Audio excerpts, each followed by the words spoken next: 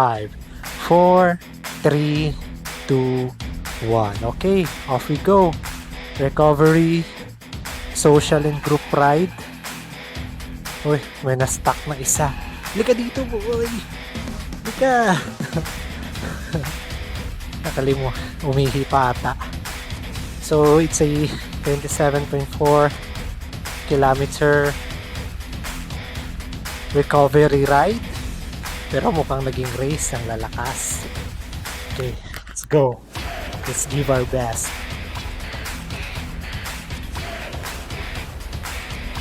Tingin ko flat lang naman to.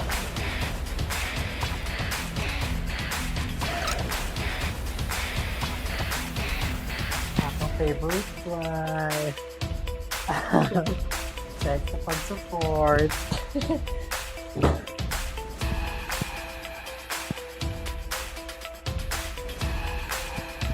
My favorite wife.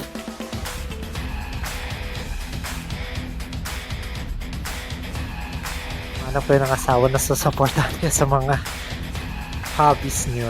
Alright.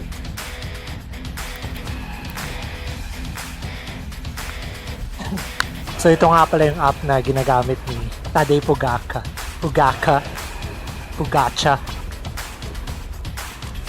So this app, My Whoosh, it is funded by the UAE team. So yung team ni Tadej. Ito rin yung ginagamit niya.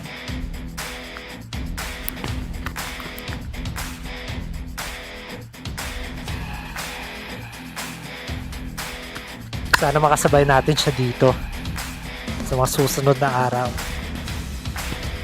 Pero tiyak may iwan ako. So palapit na ng palapit ang eleksyon. So maging matalino kayo sa pagboto. Huwag kayo maging bobotante. Alright.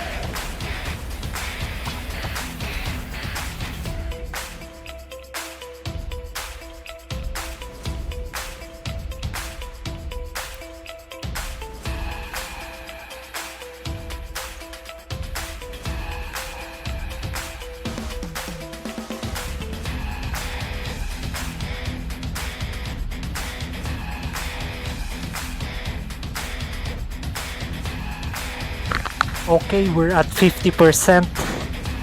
So nakakalahati na tayo sa ride/race. So number 12 pa rin tayo.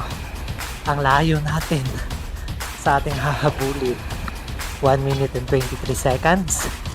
At yung sa likod natin is 2 minutes and 16 seconds. I'm tired.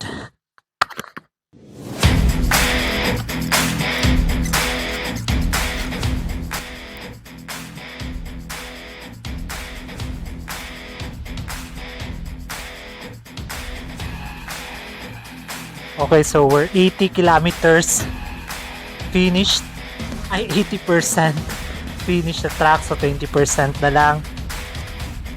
Yung have more or less 5 kilometers. At some nauna sa atin, we're 2 minutes and almost 3 minutes behind. At saka, yung nasa likod natin, we're 4 minutes and 30 seconds ahead. Ayan, may nangyayari nga. May umalis ng dalawa. Naging 10th place tayo ngayon. Yan na lang ang pag-asa. Okay, so kung interesado ka sa ganitong workout, if you're a cyclist at wala ka masyadong time na lumabas, pwede kang bumili ng bike trainer, smart trainer. Ang ginagamit ko ay Think Rider X2. Right? So, ang app naman na ito, tawag dito ay My Whoosh. So, itong ina-endorse ni Tadej Pogačar. Kung ayaw mo masangkot sa road rage o maging corn beef dyan sa gilid, itong para sa'yo. Kung ayaw mong mainitan, maulanan, indoor trainer is for you. Alright. We're currently at 10th place.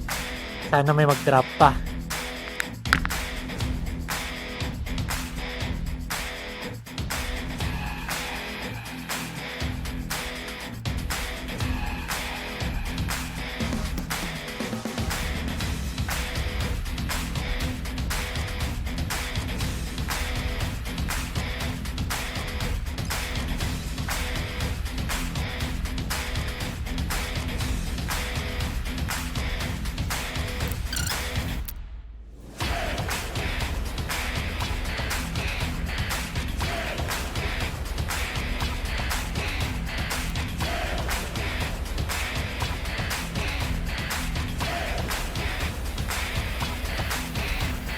$200 meters left.